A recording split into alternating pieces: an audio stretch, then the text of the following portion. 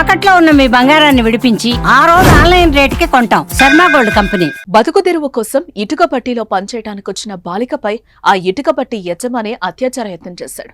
ఆలస్యంగా వెలుగు చూసిన ఈ ఘటన సూర్యాపేట జిల్లాలో చోటు చేసుకుంది.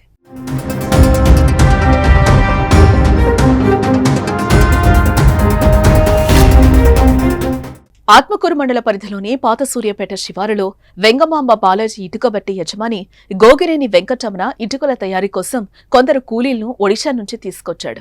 ఈ క్రమంలోనే బుధవారం మద్యం మత్తులో ఉన్న వెంకటరమణ అక్కడే పనిచేస్తున్న బాలికను చాక్లెట్ ఇస్తా అని పిలిచి అత్యాచార యత్నానికి పాల్పడ్డాడు. దీంతో బాలిక భయంతో కేకలు వేస్తూ అక్కడి నుంచి బయటకు వెళ్లి కుటుంబ సభ్యులకు సమాచారం ఇచ్చింది. దీంతో ఒడిశా నుంచి వచ్చిన కూలీలు వెంకటరమణపై ఆగ్రహం వ్యక్తం చేశారు. గురువారం బాలిక కుటుంబ సభ్యులు స్థానిక పోలీసులకు ఫిర్యాదు చేశారు.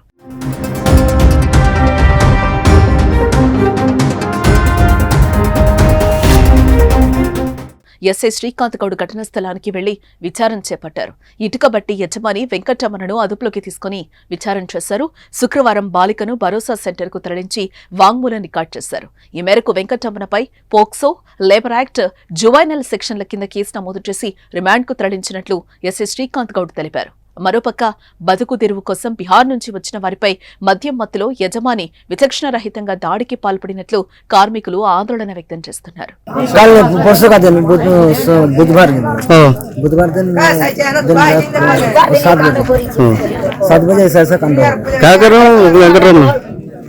रूम में बोला था लड़की को और बोला और पकड़ तो ये लड़की संग धक्का मार के बाहर आए। ओके, कितने बच्चों का? 15 साल। 15 साल बच्चा था। एक ही बच्चे?